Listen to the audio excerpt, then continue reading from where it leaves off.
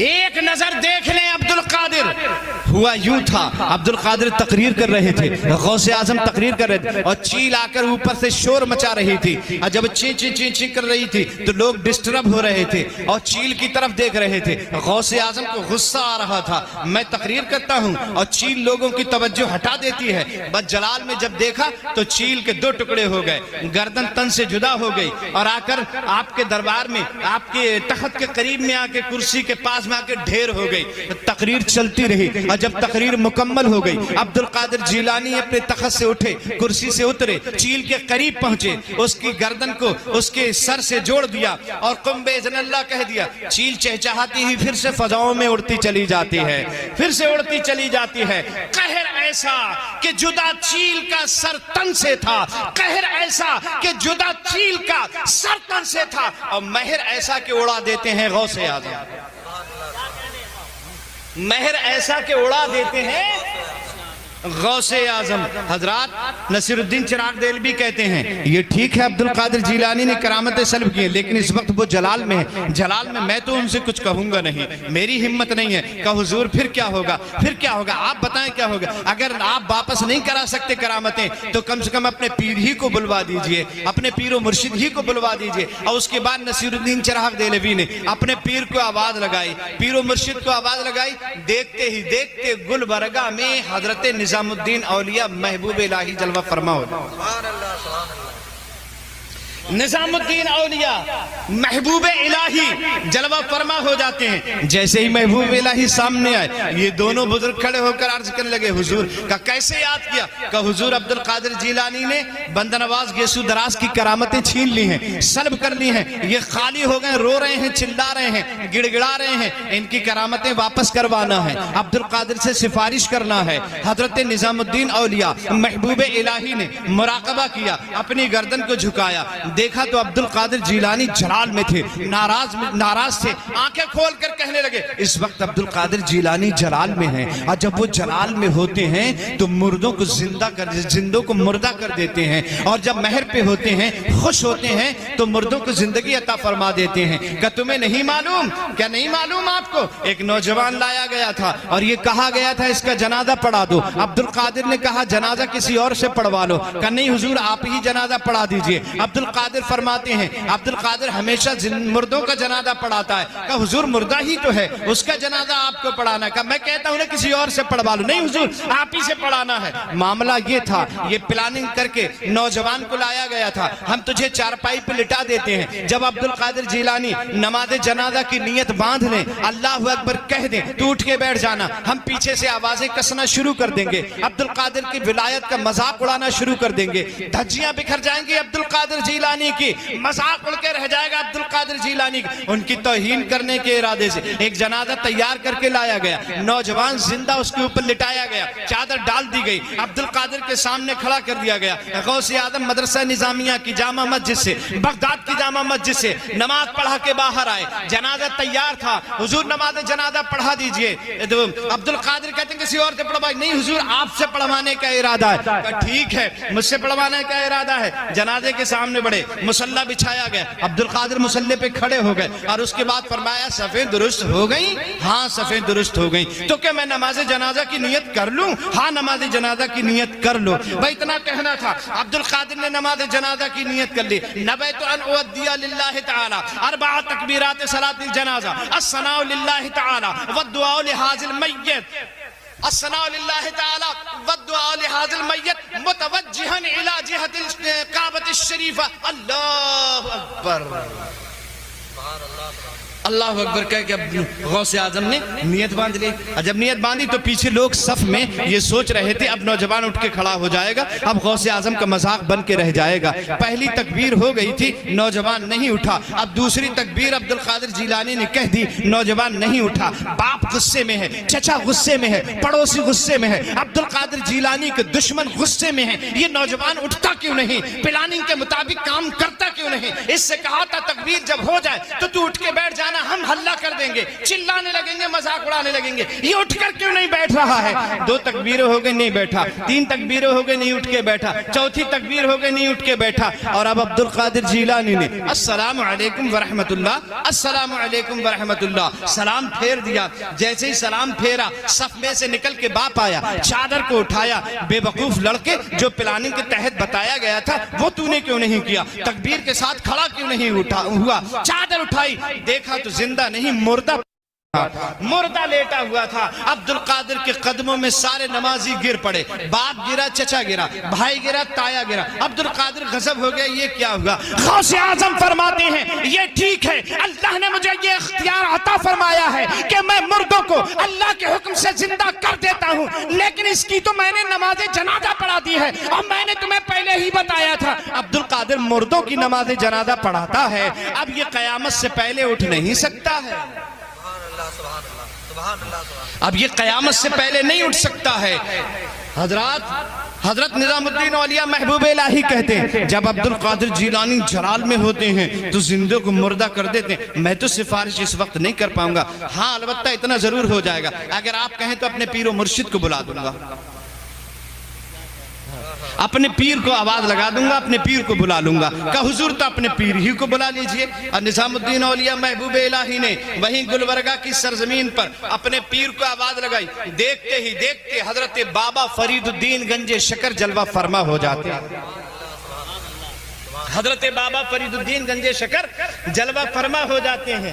اور حضرت بابا فرید آئے تو لوگوں سے کہنے لگے کیا بات ہے, کیوں یاد کیا, کس لیے بلائے؟ کہ حضور بندہ نواز گیسو دراز کی کرامتیں چلی گئیں, عبد القادر جیلانی نے سلب کر لی ہیں, آپ کو سفارش کے لیے بلایا ہے, ان کی کرامتیں واپس کروا دیجئے. حضرات بندہ نواز گیسو دراز کی کرامتیں واپس کروانے کے لیے جیسی سفارش کی گئی حضرت فرید الدین گنج شکر سے, آپ نے مراقبہ کیا. اب مراقبہ کرنے کے بعد عبد القادر جیلانی تو اس وقت بڑے جلال میں ہیں, اور جب وہ جلال میں ہوتے ہیں تو کسی کی ہمت نہیں ہے کہ ان سے کوئی کچھ پوچھ سکے, یا ان سے کوئی کچھ کہہ سکے, یا ان سے کوئی سفارش کر سکے, کسی کی ہمت نہیں ہے. لیکن جب جمال میں ہوتے ہیں, اچھے موڈ میں ہوتے ہیں, تو جو چاہو کروا لو, جو چاہو کروا لو, جو چاہو کروا لو. جب جلال میں ہوتے ہیں تو قبرستان سے گزرتے ہیں, اور گزرتے ہوئے ایک آواز لگاتے ہیں, مردو تم بھی اٹھ کے بھاگو, نانا پیچھے پیچھے آتے ہیں.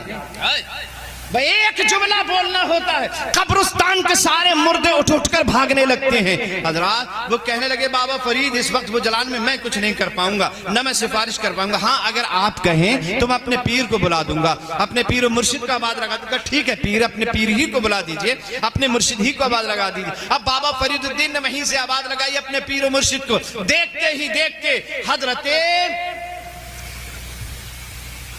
یہ دلی قطب الدین بختیار کاکی رحمت اللہ تعالی علیہ جلوہ فرما ہو جاتے ہیں. قطب الدین بختیار کاکی جب آئے کہ کیا بات ہے, کیوں بلایا, کس لیے بلایا؟ کہ حضور ایسے سے معاملہ, بندہ نواز گیسو دراز کی کرامتیں عبد القادر نے سلب کر لی, آپ سفارش کر دیجئے تاکہ ان کی کرامتیں واپس ہو جائیں. آپ نے مراقبہ کیا تو پتہ چلا کہ مراقبہ میں عبد القادر جیلانی جلال میں اس وقت سفارش نہیں کر سکتا, وہ جلال میں ہیں. جب وہ جلال میں ہوتے ہیں تو ہمت نہیں کسی کی کوئی کچھ کہہ سکے یا سفارش کر سکے. ہاں اگر آپ کہیں تو میں اپنے پیر کو بلا دوں گا, اپنے پیر کو آواز لگا سکتا ہوں. کہ ٹھیک ہے اپنے پیر ہی کو بلا دیجئے. اور اس کے بعد قطب الدین بختیار کاکی نے اپنے پیر کو آواز لگائی. دیکھتے ہی دیکھتے گلبرگہ میں معین الدین چشتی اجمیری جلوہ فرما ہو جاتے ہیں. معین الدین چشتی اجمیری جلوہ فرما ہو جاتے ہیں. ایک بات یہی میں دنیا والوں کو بتا دینا چاہتا ہوں, اولیاء اللہ کو ہم پکارتے ہیں اپنی مدد کے لیے, ہم ان سے استمداد طلب کرتے ہیں. یہ کوئی نئی بات نہیں ہے, کئی سو سال پہلے, تقریباً 810 سال پہلے کی بات ہے. اولیاء اللہ کے عقیدے کو پکارنے کو جائز سمجھا جاتا تھا. حضرات جو اولیاء اللہ کے پکارنے کے عقیدے کو جائز سمجھتا تھا اسے قطب الدین کہتے ہیں, اور جو فوراً مدد کرنے آ جائے اسے معین الدین کہتے ہیں.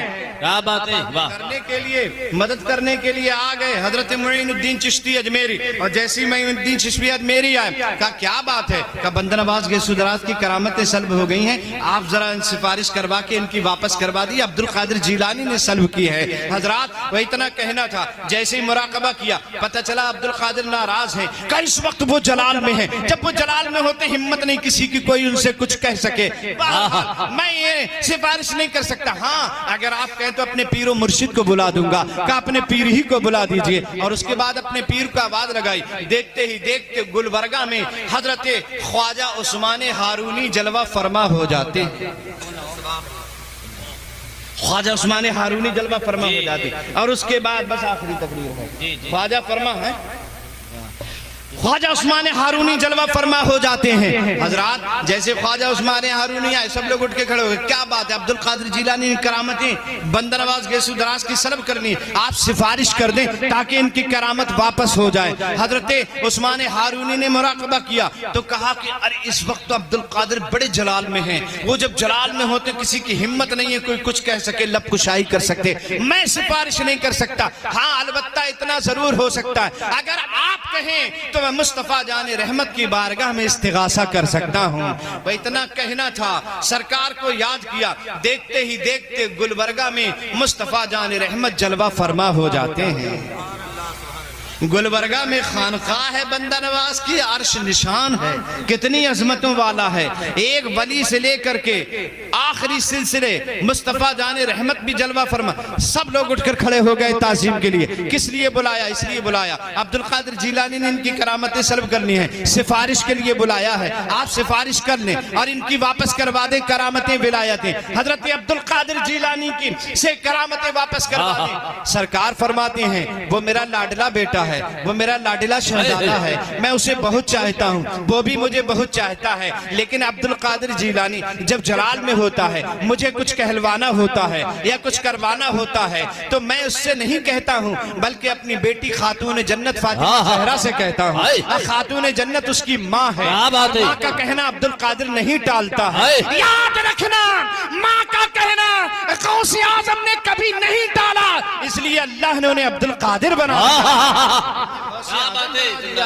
ماں کی عزت ہمیشہ کرنا چاہیے, ماں کا کہنا کبھی نہیں ٹالنا چاہیے.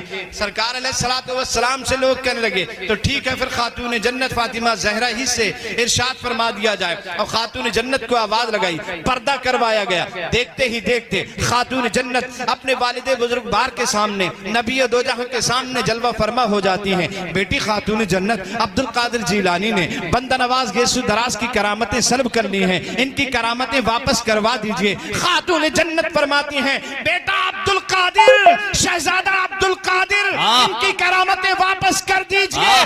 جیسے ہی خاتون جنت فاطمہ زہرا نے غوث اعظم سے ارشاد فرمایا بندہ نواز کی کرامتیں واپس کر دو, عبدالقادر کہتے ہیں میری ماں فاطمہ زہرا, آپ کا ارشاد میں نے کبھی نہیں ٹالا, میں ان کی کرامتیں واپس کر رہا ہوں. جو ان کی کرامت تھی وہ بھی میں نے انہیں دے دی.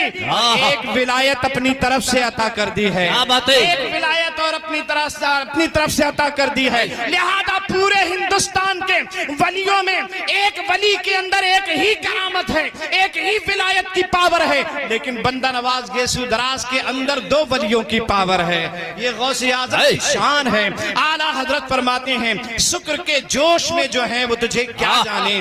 اسی موقع پہ اعلیٰ حضرت نے کہا تھا, اور بندہ نواز گیسو دراز ہی کے لیے اعلیٰ حضرت نے کہا تھا شکر کے جوش میں جو ہے وہ تجھے کیا جانے. خضر کے ہوش سے پوچھے کوئی رتبہ تیرا, مجرے چشت بخارا و عراق و اجمیر, کون سی کشت. بندہ نواز گیسو دراز یہ ایک روز تقریر فرما رہے تھے. کیا کر رہے تھے؟ تقریر فرما. جلدی بولو, کیا کر رہے تھے؟ تقریر کر رہے تھے. اور دوران تقریر ایک آدمی آیا, اور آ کر ایک آدمی جو ہے وہ بیچ مجمع میں کھڑے ہو کے کہنے لگا اگر آپ ہمیں اجازت دے دیں تو ہم بھی ایک دو جملہ بولتے.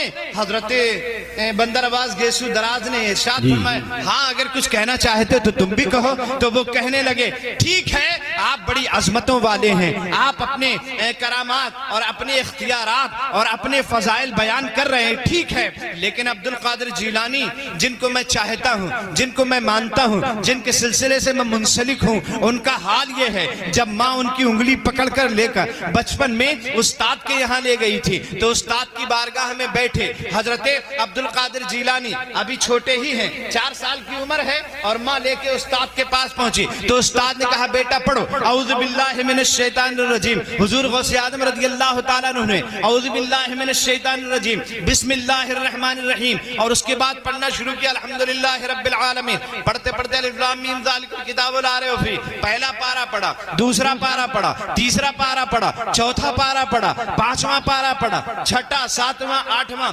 9واں 10واں 11واں 12واں، اس طرح سے پڑھتے پڑھتے تقریباً 18 پارے پہ جب پہنچے تو استاد کہنے لگے رکو رکو رکو رکو رکو۔ ابھی تک تو عبد القادر پڑھتے نہ تھے، اور جب پڑھنا شروع کیا تو رکتے نہ تھے۔ استاد کہنے لگے صاحبزادے پڑھنے آئے ہو کہ پڑھانے آئے؟ زندہ باد، سبحان اللہ۔ صاحبزادے پڑھنے آئے ہو یا پڑھانے آئے ہو؟ پڑھنے آئے ہو کہ پڑھانے آئے ہو؟ یہ اتنا پارہ تم نے کہاں سے یاد کر لیا؟ تو عبد القادر جیلانی کہتے ہیں میری ماں 18 پارے کی حفظانی ہے، وہ جب کام کرتی ہے صبح کو تو قرآن کی تلاوت بھی شروع کر دیتی ہے، ادھر کام کرتی رہتی ہے ادھر تلاوت کرتی رہتی ہے، اور 18 پارے روزانہ ختم کرتی ہے۔ میں ماں کے پیٹ میں روزانہ 18 پارے سنا کرتا تھا، ماں پڑھتی رہتی تھی میں سنتا رہتا تھا۔ عبد القادر نے سنتے سنتے 18 پارے یاد کر لیے ہیں۔ سبحان اللہ، سبحان اللہ۔ جیسے ہی اس آدمی نے یہ بات کہی بندہ نواز گیسو دراز کے چہرے پہ تبدیلی آئی، اور آ کر کہنے لگے اگر عبد القادر جیلانی بہت بڑے ہیں، اس میں کوئی شک نہیں ہے وہ بہت بڑے ہیں، لیکن ہم بھی تو کچھ ہیں۔ ہم بھی کچھ ہیں، جیسے کہ ہم بھی کچھ ہیں۔ اور کس کے مقابلے میں کہا تھا؟ غوث اعظم۔ آپ سب کچھ ہیں یہ ٹھیک ہے، لیکن مقابلہ کبھی غوث اعظم سے مت کرنا۔ نہیں کریں۔ آپ سب کچھ ہیں لیکن مقابلہ کبھی اعلیٰ حضرت سے مت کرنا۔ آپ سب کچھ ہیں لیکن مقابلہ کبھی تاج الشریعت سے مت کرنا۔ آپ سب کچھ ہیں لیکن مقابلہ کبھی شاہ عبد القادر بدایونی سے مت کرنا۔ آپ سب کچھ ہیں لیکن مقابلہ شرافت میاں سے مت کرنا۔ آپ سب کچھ ہیں لیکن مقابلہ ثقلین میاں سے مت کرنا۔ یہ بات آپ سب کچھ ہیں ٹھیک ہے، ہم مانتے ہیں آپ کو سب کچھ، لیکن بزرگوں کے مقابلے پہ کوئی بات کہنے کی ضرورت نہیں ہے۔ انہوں نے بزرگوں کے مقابلے میں یہ جملہ نکل گیا ان کی زبان سے ہم بھی تو کچھ ہیں، بس اتنا کہنا تھا۔ ان کی ولایت سلب ہو گئی، ان کی کرامت چھین لی گئی۔ اب دیکھو بندہ نواز گیسو دراز کی جیسے ہی کرامت چھینی تو اپنے اوپر غور کرتے ہیں تو خالی خالی نظر آتا ہے، اپنے بالکل خالی نظر آ رہے ہیں۔ جیسے ہی غور کیا خالی، ابھی تک تو زمین کی طرف دیکھتے تھے تحت الثری نظر آتا تھا، آسمان کی طرف دیکھتے تھے عرش اعظم تک دکھائی دیتا تھا، لیکن جیسے یہ جملہ عبد القادر کے مقابلے میں زبان سے نکلا اب سب کچھ دکھنا بند ہو گیا، بالکل خالی ہو گئے، کرامتیں سلب ہو گئی، ولایت چھن گئی۔ کس نے چھینی جانتے ہو؟ سیدنا عبد القادر جیلانی۔